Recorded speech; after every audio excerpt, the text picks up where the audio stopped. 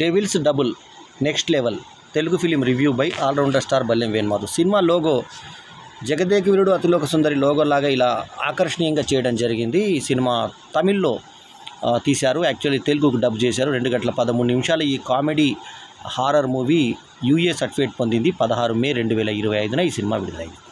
DD next Level ఈ 4th instalment in the Dhilluku Dhuddu franchise is a genre blending horror comedy that follows a sharp-witted film critic who suddenly finds himself trapped inside the kind of movie he loves to ridicule. ఇది cinema రివ్యూల మీద రాసేటువంటి రివ్యూవర్ల మీద attack చేసేటువంటి cinema. ఇది అమితాబ్ బచ్చన్ హీరోగా హిందీలో ఒక రివ్యూస్ని చంపేటువంటి ఒక murder mystery cinema ఒక 3 సంవత్సరాల కింద వచ్చింది. చాలా ఇంట్రెస్టింగ్గా ఉంటుంది సినిమా. ఆ లైను అది తీసుకున్నాడు కానీ ట్రీట్మెంట్ అంతా డిఫరెంట్గా. సంతానం కూడా ఇందులో చేసాడు రచనలో. 4-5 కలిసి చేసినటువంటి స్క్రీన్ ప్లేలో సంతానం కూడా కథా స్క్రీన్ ప్లేలో పాలు పంచుకున్నాడు. కిస్సా 47 అనేటువంటి ఒక రివ్యూవర్గా సంతానం ఈ సినిమాలో యాక్ట్ చేయడం జరిగింది. అతనికి జోడీగా గీతికా తివారీ దయ్యం పాత్రలో నటించింది. ఈమెని హాసా అని పిలుస్తుంటాడు. ఆసాయి హర్షిని పాత్రలో ఈమె నటించడం జరిగింది. సినిమాలో ఈమె క్యారెక్టర్ పేరు వేరు. మళ్ళా అంటే హాసా అనేది ఈమె పేరు, క్యారెక్టర్ పేరు, సినిమా క్యారెక్టర్ పేరు వేరే. క్యారెక్టర్ సెల్వరాఘవన్ డైరెక్టర్ గారి మనకు తెలుసు. వాడవారికి మాటలకు అర్థాలు వేరులే, 7/G బృందావన్ కాలనీ ఇట్లాంటి సినిమాల దర్శకుడుగా ఒక అద్భుతమైన దర్శకుడుగా పేరొందినటువంటి సెల్వరాఘవన్.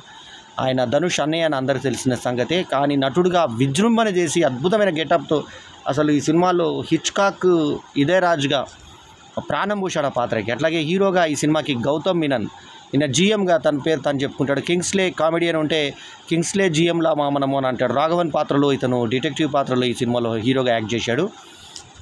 ఆ హుందా నటనతో ఆకట్టుకున్నాడు. అట్లాగే ఆయన సూపర్ హిట్ తెలుగులో ఘర్షణ వెంకటేష్తో చేసిన చెలి అనే తమిళ్ పాట వర్షన్లో ఇతను హీరోయిన్ వెంట పరిగెత్తడం గమ్మత్తుగా ఉంటుంది. అట్లాగే నిలల్గల్ రవి ఈ సినిమాలో మెక్డొనాల్డ్ పాత్రలో పిత్తడము, ఏరగడము ఇలాంటి సినిమా అంతా ఇదే చేశాడు. ఇక కస్తూరి శిల్ప పాత్రలో తల్లి పాత్రలో నటించినా కూడా తన తొడల్ని చూపించింది. తర్వాత నిండైన ఎత్తైనటువంటి పిడుదుల్ని, అంటే మొత్తం బ్యాక్ లావ్ అయ్యి అమ్మాయి బాగా ఎక్స్పోజింగ్గా కనబడింది సినిమాలో. బాగా సెక్సీ అంటే మదర్ క్యారెక్టర్కి ఇలా ఈ రకమైన డ్రెస్లు అన్న టైప్లో ఇచ్చారు. అట్లాగే యశికా ఆనంద్ మాయ పాత్రలో చేసింది. ఇక చెల్లెల పాత్రలో చేసిన ఆమెకి ఎలా చూపించారంటే కొంచెం సన్ను గీతలు అవి చూపించారు. సో చెల్లెల పాత్ర ఇలా, మదర్ క్యారెక్టర్ ఇలా డిజైన్ చేసినటువంటి సినిమాకి డైరెక్టర్ ప్రేమానంద్, తర్వాత ఓఫ్రో మ్యూజిషియన్ అయినటువంటి సినిమాకి దీప్ కుమార్ పాది సినిమాటోగ్రఫీ, భరత్ విక్రమన్ ఎడిటింగ్ బాగా సహకరించాయి.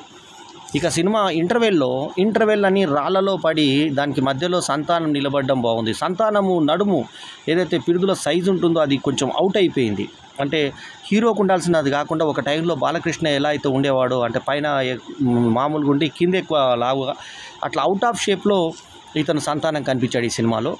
అట్లాగే అతనికి ఇచ్చినటువంటి కళ్ళకి గ్లో వేరే రకమైన అది బాగుంది. తర్వాత హెయిర్ కటింగ్ ఇక్కడ దాకా కట్ చేశాడు, ఇదంతా వదిలేశాడు, ఈ కాలమ్స్ వదిలేశాడు మొత్తం డిఫరెంట్గా. ఆ విగ్గు అది హీరో అంటే హీరోలాగా కనబడ్డాడు. ఒకప్పటి కమెడియన్ సంతానం హీరోకి మ్యాచ్ అయ్యాడు. అసలు రచయిత కూడా సక్సెస్ అయ్యాడు. అయితే కథ ఏంటంటే సినిమా ప్యారడైజ్ అనేటువంటి ఒక థియేటర్లో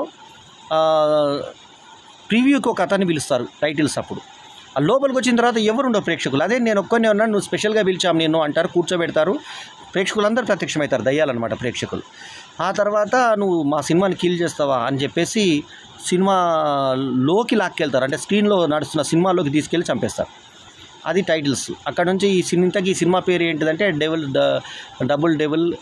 డెవిల్స్ డబుల్ నెక్స్ట్ లెవెల్ అనేది టైటిల్.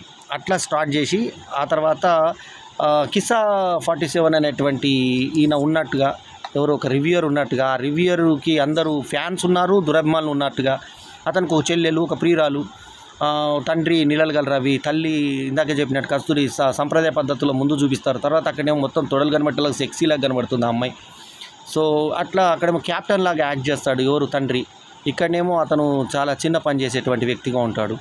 సో లుంగిలో ఇంట్లో ఫ్యామిలీగా కనబడి అతను అక్కడ వేరే రకంగా కనబడతాడు, స్టీమర్ మీద కెప్టెన్ లాగా కనబడతాడు.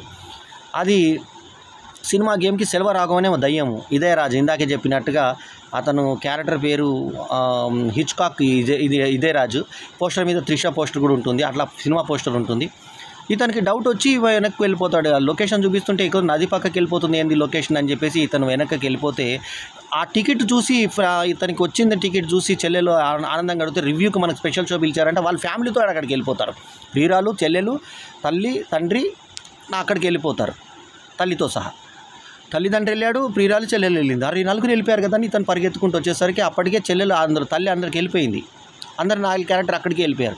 ఇప్పుడు గేమ్ ఏం చెప్తాడంటే మా సినిమాలో నువ్వు కిల్ చేస్తున్నావు కాబట్టి రివ్యూలతోటి ఇప్పుడు ఈ సినిమా మొత్తం అయిపోయే లోపల ఎండ్ టైటిల్స్ లోపల నువ్వు బయటపడగలిగితే నువ్వు గెలిస్తే నువ్వు ప్రాణంతో ఉంటావు, లేకుంటే చచ్చిపోతావు అన్నది గేమ్. లేకుంటే మీ తల్లి తండ్రి అందరూ చచ్చిపోతారు అన్నది గేమ్.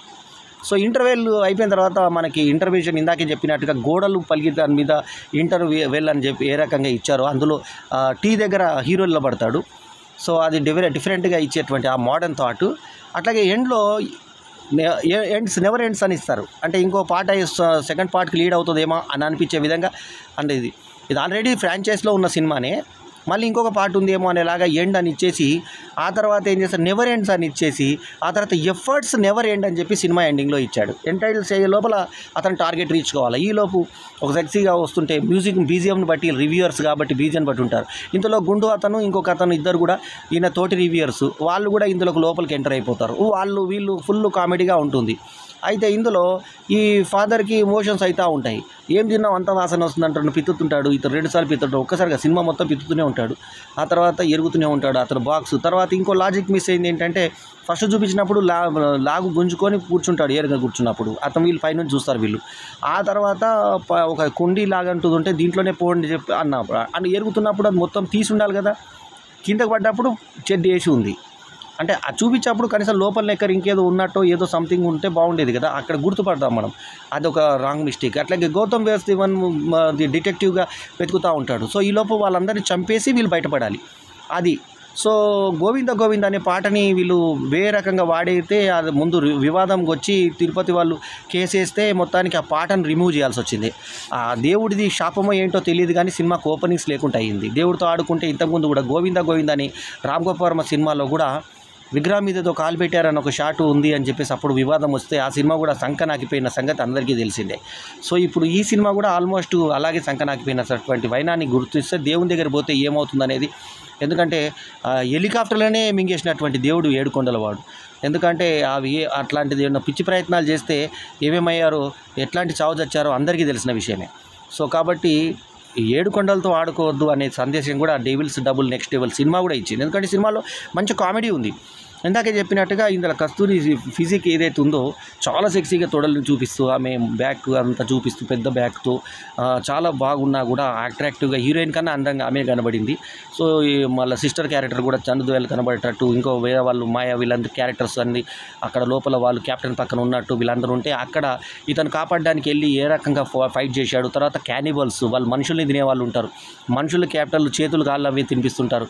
అందులో ఒక లేడీ మాంత్రికురాలు, అక్కడ ఒక పెద్ద డైరీ, ఆ డైరీని మంత్రగత్తె దొంగేయాలనే ప్రయత్నం, ఆ డైరీని వీళ్ళు లాగుతూ ఉంటారు, ఇటు దంతారు అటు దంతారు. దీంట్లో ఇలా డిఫరెంట్గా సాగుతున్నటువంటి డిఫరెంట్ ఫుల్ కామెడీ ఎంటర్టైనర్. ఇట్లా మనకు ఫస్ట్ హాఫ్కే సినిమా అయిపోతుందేమో అనిపించింది, దాన్ని మళ్ళీ కంటిన్యూషన్గా ఎటువంటి బోర్ లేకుండా ల్యాగ్ లేకుండా చక్కగా చేశారు. సంతానం సరిగ్గా సరిపోయాడు ఆ క్యారెక్టర్కి, చాలా బాగా చేశాడు సంతానం. అట్లాగే గీతిక తివారి దయ్యం పాత్రలో రాణించింది. సెకండ్ హాఫ్ అంతా దయ్యంలోనే ఉంటుంది, ఆమె గెటప్ దయ్యంలోనే ఉంటుంది.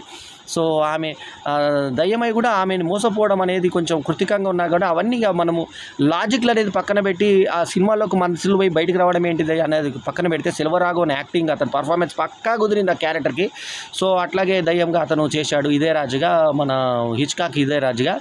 సో ఇక సంతానమేమో కిస్సా 47గా అద్భుతంగా యాక్ట్ చేశాడు. చివరికి లాస్ట్కు వాళ్ళు క్యానిబాల్స్ని చంపేసి ఏ రకంగా వాళ్ళు బయటకు వచ్చారనే దానికి చాలా బాగుంటుంది. ఇందులో గుండు అతను ఆత్మాహుతి చేసుకొని వాళ్ళతో పాటు చచ్చిపోవడం, అది వీళ్ళు plan A plan B plan సిలో ఏ రకంగా పేలిపోతారు అనేది చాలా మంచి పకడ్బందీగా రాసుకున్న screenplay Devil's double next Level. ఈ సినిమాకి నేను ఇస్తున్నటువంటి rating 3.5/5 is my review rating. లాస్ట్లో ఒక పాట తప్ప సినిమాలో పాటలే లేకుండా మేనేజ్ చేశారు, ఏదో సింపుల్గా లాగిన్ చేశారు సినిమాని. కానీ ఆ తీసిన లోపల కెమెరా వర్క్ కానీ అలా తర్వాత ఇంత బాగుంది. కాకపోతే ఈ టాయిలెట్ కామెడీ ఏదైతే ఉందో పిత్తడము ఈ ఎరగడము అనేది నిలగల రవి అటువంటి సీనియర్ ఆర్టిస్ట్ని పెట్టడము అవి బాగా అనిపించలేదు. ఇక కస్తూరి ఇందాకే చెప్పినట్టుగా ఆమె ఇట్లా దాటి వెళ్తున్నప్పుడు కానీ ఆ బిరుదుల అందాలు అవన్నీ తర్వాత పెద్ద పెద్ద తోడలు చాలా షాట్లలో కనబడదాము వాంటెడ్లీకి చూపించినట్టుగా అనిపించింది. ఎక్కువ ఫోకస్ చేసి కింద నుంచి టాప్ యాంగిల్లో కాకుండా లో యాంగిల్లో పెట్టి కొంచెం బాగా ఎక్స్పోజ్ చేసే ప్రయత్నం చేశారు. ఇంకొక హీరోయిన్ కూడా చనిపోయాలి ఇందాక చెప్పినట్టుగా గీతలు కనబడేలాగా